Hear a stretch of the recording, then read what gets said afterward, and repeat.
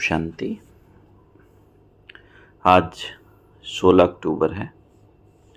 आज हम मीठे बाबा के मधुर महावाक्य सुनेंगे। आज की मुरली में बाबा ने बताया, मीठे बच्चे, तुम माता पिता के सम्मुख आए हो अपार सुख पाने। बाप तुम्हें घनेरे दुखों से निकाल घनेरे सुखों में ले जाते हैं। तो एक हमारे शरीर को जन्म देने वाले माता पिता और एक आत्मा के अनादि अविनाशी माता पिता, उनके पास हम किस लिए आए हैं? लक्ष्य को स्मृति में रखना है। घनेरे दुखों से निकाल सुखों की दुनिया में ले चलने के लिए, कलयुग दुनिया से सतयुगी दुनिया में चलने के लिए हम बाबा के पास आए हैं। आज की मुरली में बाबा ने प्रश्न पूछा कि एक बाप ही रिजर्व में रहते हैं। रिजर्व में रहते अर्थात पुनर्जन्म नहीं लेते हैं, क्यों?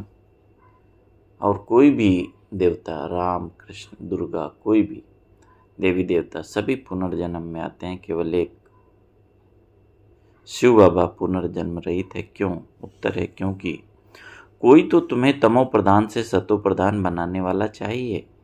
अगर बाप भी पुनर्जन्म में आए तो तुमको काले से गोरा कौन बनाए? इसलिए बाप रिजर्व में रहते हैं। अगला प्रश्न है, देवताएं सदा सुखी क्यों हैं? उत्तर है क्योंकि वह पवित्र है ना।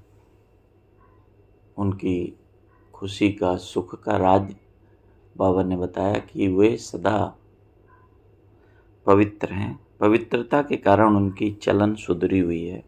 जहाँ पवित्रता है वहाँ सुख शांति है। मुख्य है पवित्रता, है ना। ब्राह्मण जीवन का आधार पवित्रता है ना। पवित्रता ही सुख शांति की जननी है। ओम शांति। मीठे मीठे सिकलदे बच्चों प्रति रूहानी बाप समझाते हैं। वह बाप भी है, माता पिता भी है। तुम गाते थे ना, तुम माता पिता हम बालक तेरे, तुम्हारी कृपा से सुख घनेरे। हम गाते रहे, केवल गाते रहे, लेकिन उस अनुभव में, उस फीलिंग में कभी नहीं आए, क्योंकि परिचय नहीं था किस रूप में हमारा वो माता पिता है। लेकिन अब उसकी पहचान मिली, उससे संबंध जुटा, तो अब हम ब्राह्मण जीवन में उसका अनुभव कर रहे हैं। तो भगवान बोला, तुम गाते रहते थे, तुम माता पिता हम बालक तेरे, सब पुकारते रहते हैं। किसको पुकारते हैं? परम पिता परमात्मा को। बाकी उनको समझ में नहीं आता कि उनकी कृपा से सुख घनेरे कौन से और कब मिले, है ना। क्या कृपा करता है, कौन सा सुख देता है, वो दुनिया वालों को पता नहीं। सुख घनेरे किसको कहा जाता है वह भी नहीं समझते। अभी तुम यहाँ सामने बैठे हो, जानते हो यहाँ कितने दुख घनेरे हैं।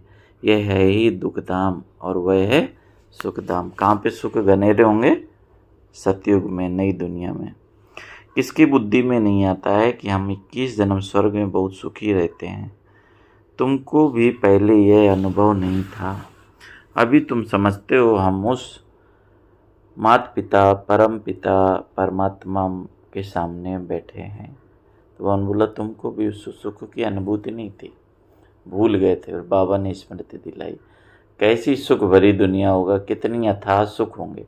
उस स्वर्ग के नज़ारे जब बाबा ने दिखाए तो वहाँ स्मृति में आया आत्मा को, हाँ हमने उस सुख की अनुभूति की है ना। तो भगवान बोला, और तुम पहले माता पिता का जब परिचय नहीं था, तुम उस सुख की अनुभूति नहीं करते थे। तो भगवान बोला, अभी तुम समझते हो हम उस परम पिता परमात्मा माता पिता के सामने बैठे हैं। जानते हो हम 21 जन्मों के लिए स्वर्ग की बादशाही प्राप्त करने के लिए यहाँ आते हैं। बाप को भी जान लिया और बाप द्वारा सारे सृष्टि चक्र को भी समझ लिया है। हम पहले घनेरे सुख में थे, फिर दुख में आए। यह भी नंबरवार हर एक की बुद्धि में रहता है। स्टूडेंट को तो सदैव याद रहना चाहिए, परंतु बाबा देखते हैं, क्या देखते हैं कि बच्चे घड़ी घड़ी भूल जाते हैं, इसलिए फिर मुरझा जाते हैं, छुई मुई अवस्था हो जाती है, माया वार कर लेती है, वह जो खुशी होनी चाहिए वह नहीं रहती। नंबरवार पद तो है ना, स्वर्ग में जाते हैं परंतु वहाँ भी राजा से लेकर रंक तक रहते हैं ना, वह गरीब प्रजा वह साहूकार। स्वर्ग में भी ऐसे है तो नरक में भी ऐसे है, ऊंच और नीच।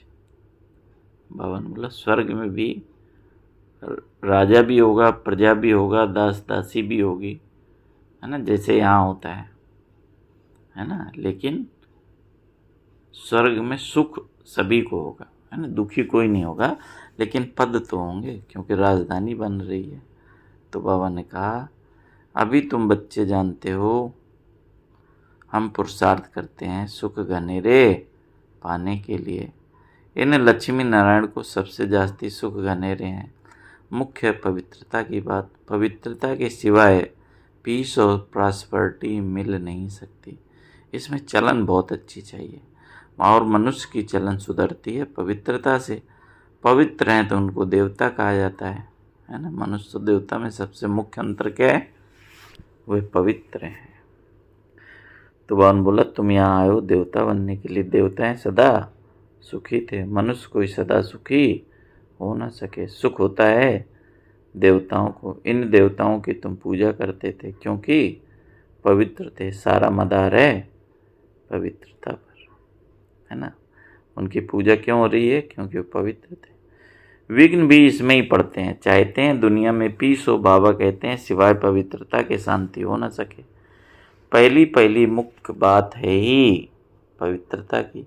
पवित्रता से ही सुधरी हुई चलन होती है। पतित बनने से चलन बिगड़ती है। समझना चाहिए अब हमको फिर से देवता बनना है तो पवित्रता जरूर चाहिए। देवताएं पवित्र हैं तब तो अपवित्र मनुष्य उनके आगे माथा टेकते हैं। मुख्य बात है ही पवित्रता की। पुकारते भी हैं हे पतित पावन आकर हमको पावन बनाओ।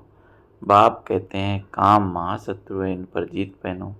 इन पर जीत पहनने से तुम पवित्र बनेंगे। तुम जब पवित्र सतो प्रधान थे तो शांति थी, सुख भी था। माने देवताएं की दुनिया में पवित्रता थी, इसीलिए सुख और शांति थी। तुम बच्चों को अब याद आई है कि कल की बात है। लगता है ऐसा अनुभव होता है, अनुभव करें, है ना। जैसे कल हम सुख की दुनिया में थे, आज दुख की दुनिया में है, कल फिर हम सुख की दुनिया में जाएंगे, है। तो ये अनुभव है ना, आत्मा अनुभव करती है। अब याद आई है कल की बात है। तुम पवित्र थे तो अथाह सुख शांति सब कुछ था।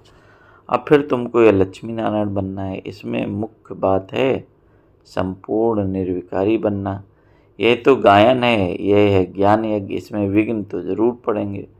पवित्रता के ऊपर कितना तंग करते हैं। आसुरी संप्रदाय और दैवी संप्रदाय भी गई हुई है। तुम्हारी बुद्धि में है सतयुग में ये देवता थे। भल सूरत तो मनुष्यों की है परंतु उनको देवता कहा जाता है। वहाँ है संपूर्ण सतो प्रधान, कोई भी खामी वहाँ होती नहीं, हर चीज़ परफेक्ट होती है। बाप परफेक्ट है तो बच्चों को भी परफेक्ट बनाते हैं, है ना। माने आत्मा जब परफेक्ट हो जाती है, निर्विकारी हो जाती है, संपूर्ण सतो प्रधान हो जाती है, तो दुनिया भी कैसी होगी, संपूर्ण सतो प्रधान, है ना। तो बाबा ने बोला जैसे सोना प्योर है तो उससे जेवर भी कैसा होगा, प्योर होगा। तो आत्मा कंचन तो शरीर भी कंचन, प्रकृति भी कंचन, सब कुछ संपूर्ण परफेक्ट होता है ना। योग बल से तुम कितने पवित्र ब्यूटीफुल बनते हो।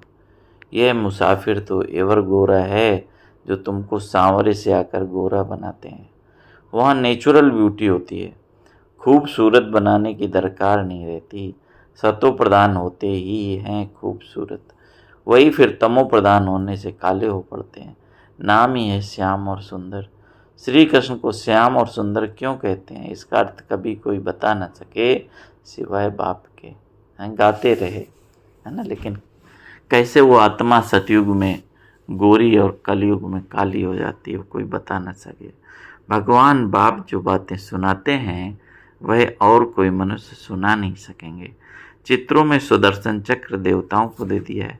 बाप समझाते हैं, मीठे मीठे बच्चों, सुदर्शन चक्र की तो देवताओं को दरकार नहीं, वह क्या करेंगे, शंख आदि। सुदर्शन चक्रधारी तुम ब्राह्मण बच्चे हो, है ना। देवताओं के जो अलंकार हैं वो किसके हैं? बावन बोला उनको न शंख की जरूरत है न सुदर्शन चक्र की जरूरत है ना, ये तुम्हारे अलंकार है। तो बावन बोला सुदर्शन चक्रधारी तुम ब्राह्मण बच्चे हो, शंख ध्वनि भी तुमको करनी है, तुम जानते हो अब विश्व में कैसे शांति स्थापन हो रही है। साथ में चलन भी अच्छी चाहिए। भक्ति मार्ग में भी तुम देवताओं के आगे जाकर अपनी चलन का वर्णन करते हो, परंतु देवताएं कोई तुम्हारी चलन को सुधारते नहीं है। सुधारने वाला कौन है? शिव बाबा निराकार। उनके आगे ऐसे नहीं कहेंगे कि आप सर्वगुण संपन्न हो।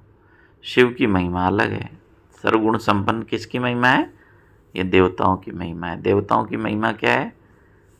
सर्वगुण संपन्न, 16 कला संपूर्ण, संपूर्ण निर्विकारी, मर्यादा पुरुषोत्तम, डबल अहिंसक, अहिंसा परमो धर्म।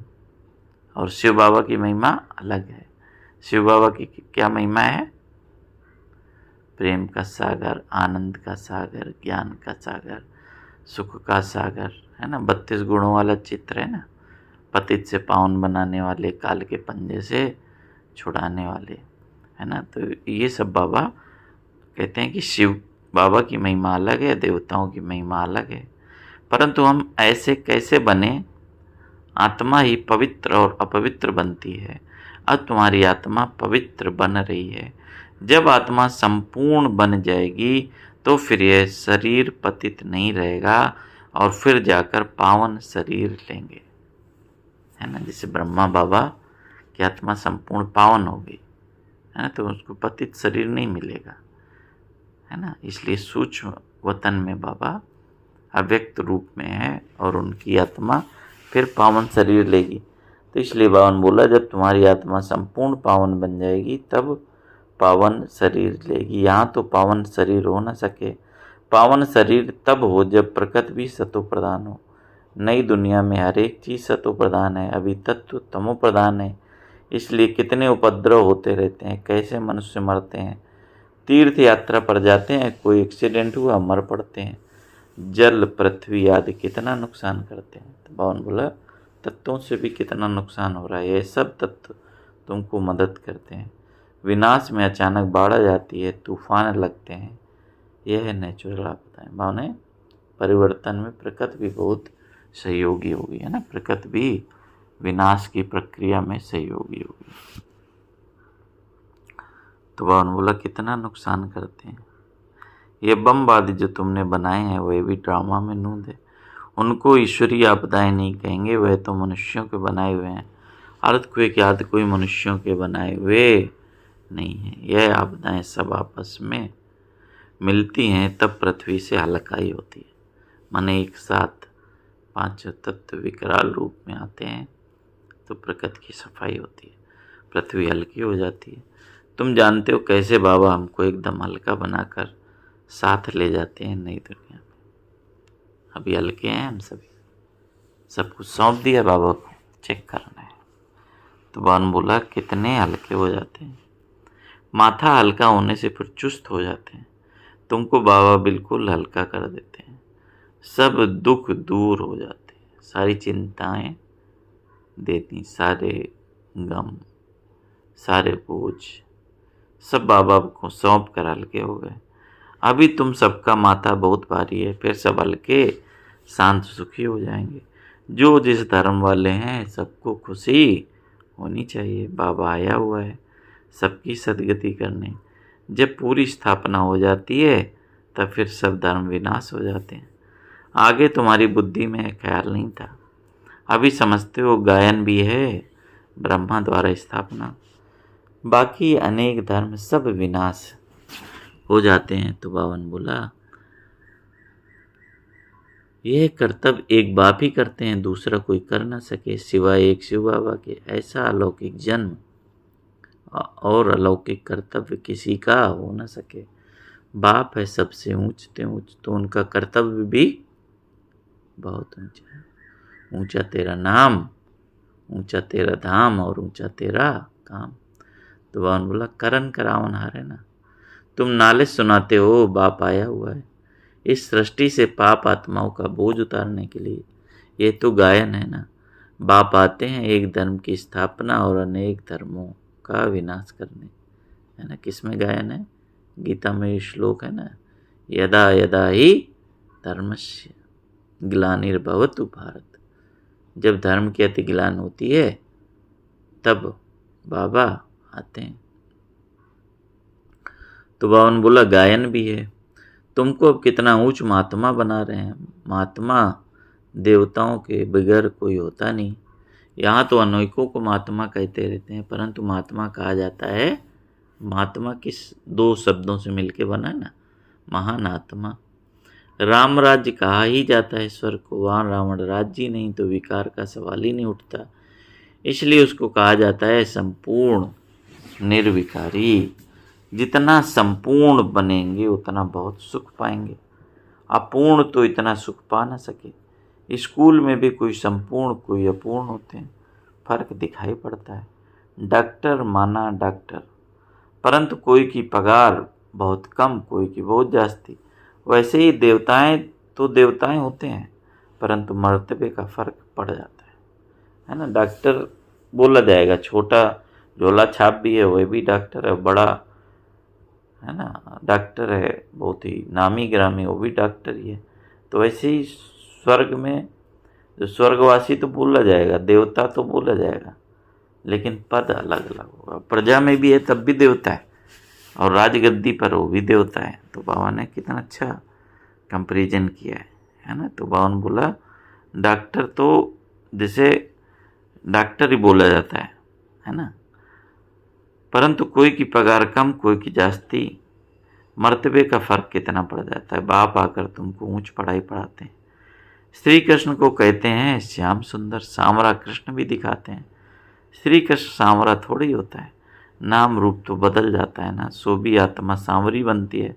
भिन्न नाम रूप देश काल अभी तुमको समझाया जाता है, तुम समझते हो बरोबर। हम शुरू से लेकर कैसे पार्ट में आए, पहले देवता थे, फिर देवता से असुर बने। बाप ने 84 जन्मों का राज समझाया है जिसका और कोई को पता नहीं है। बाप ही आकर सब राज समझाते हैं। बाप कहते हैं मेरे लाडले बच्चे, तुम हमारे साथ घर में रहते थे, तुम भाई भाई थे, सब आत्माएं थी, शरीर नहीं था। बाप था और तुम भाई भाई थे, और कोई संबंध नहीं था, है ना। स्मृति में लाएं परम धाम को, कैसे हम परम धाम में बाबा के साथ थे, भाई भाई थे। बाप तो पुनर्जन्म में आते नहीं, वह तो ड्रामा अनुसार रिजर्व रहते हैं, उनका पार्ट ही ऐसा है। तुमने कितना समय पुकारा है वह भी बाप ने बताया है। कब से पुकारा है ना, द्वापर से। ऐसे नहीं द्वापर से पुकारना शुरू किया। तो बाप ने बोला कि सब जो ट्रांसफॉर्मेशन होता है ना, बहुत ही धीरे धीरे होता है, आत्मा एकदम पतित नहीं बनती। तो त्रेता जब खत्म हुआ, द्वापर शुरू हुआ, तो एकदम धक से पतित नहीं बनी आत्मा में, विकार धीरे धीरे आना शुरू हुए। तो बाबा ने बोला तुरंत पुकारना नहीं शुरू किया, बहुत समय के बाद तुमने पुकारना शुरू किया। तुमको तो बाप सुखी बनाते हैं, अर्थात सुख का वर्षा देते हैं। तुम भी कहते हो बाबा हम आपके पास कल्प कल्प अनेक बार आए हैं। यह चक्र चलता ही रहता है, हर 5000 वर्ष के बाद बाबा आपसे मिलते हैं या वर्षा पाते हैं।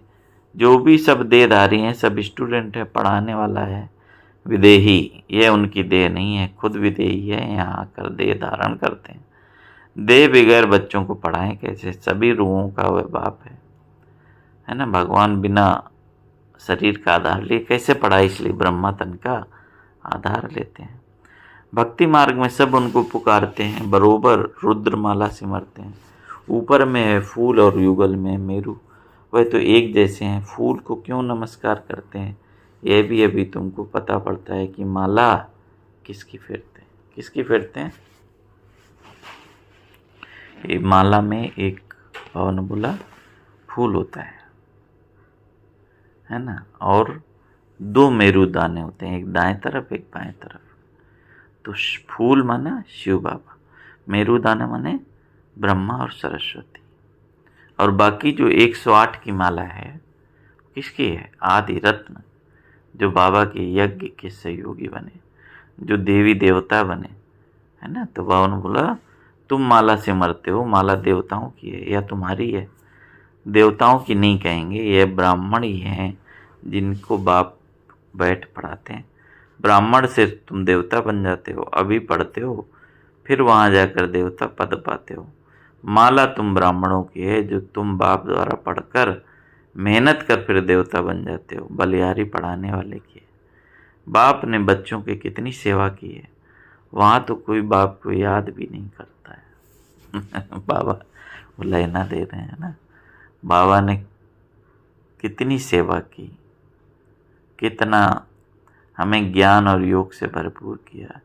एक दिन भी बिना मुरली चलाए, है ना, नहीं रहा बाबा।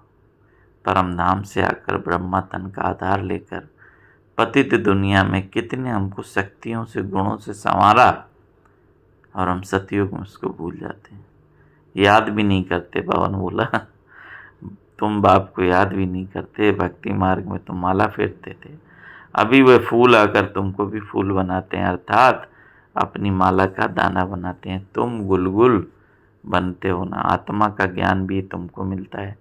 सारी सृष्टि के आदि मध्य अंत का ज्ञान तुम्हारी बुद्धि में है, तुम्हारी महिमा है। तुम ब्राह्मण बैठ आप समान ब्राह्मण बनाकर फिर स्वर्गवासी देवी देवता बनाते हो, देवताएं स्वर्ग में रहते हैं। तुम जब देवता बन जाते हो वहाँ तुमको पास्ट प्रेजेंट फ्यूचर की नॉलेज नहीं होगी, वहाँ देवताएं त्रिकालदर्शी नहीं होंगी, क्योंकि अगर उनको पता चले कि आगे हम ही पतित बनेंगे, दुखी बनेंगे, तो स्वर्ग का सुख समाप्त हो जाए। तो बाबा ने बोला कि देवताएं स्वर्ग में रहते हैं, तुम जब देवता बनते हो वहाँ तुमको पास्ट प्रेजेंट फ्यूचर की नॉलेज नहीं होगी। अभी तुम ब्राह्मण बच्चों को ही पास्ट प्रेजेंट फ्यूचर का ज्ञान मिलता है, और कोई को भी ज्ञान नहीं मिलता। तुम बहुत बहुत भाग्यशाली हो, परंतु माया फिर तुम्हें बुला देती है। तुमको कोई ये बाबा नहीं पढ़ाते। मैंने कौन? ब्रह्मा बाबा। यह तो मनुष्य हैं, ये भी पढ़ रहे हैं, यह तो सबसे लास्ट में है। सबसे नंबर 1 पतित वही फिर नंबर 1 पावन बनते हैं। कितना सुखी होते हैं, एम ऑब्जेक्ट सामने खड़ी है। बाप तुमको कितना ऊंच बनाते हैं, आयुष्मान भव पुत्रवान भव, यह भी ड्रामा में नूद है। बाप कहते हैं मैं अगर आशीर्वाद दूं फिर तो सबको देता रहूं, मैं तो तुम बच्चों को पढ़ाने आया हूं, पढ़ाई से ही तुम्हें सब आशीर्वादें मिल जाती हैं, है ना। बाप की आशीर्वाद क्या है? पढ़ाई। जितना हम पढ़ेंगे उतना बाबा की कृपा, बाबा की शक्तियाँ, प्राप्तियाँ अपने आप होती रहेंगी। मीठे मीठे सिकलदे बच्चों प्रति माता पिता बाप दादा का याद प्यार और गुड मॉर्निंग। रूहानी बाप की रूहानी बच्चों को नमस्ते।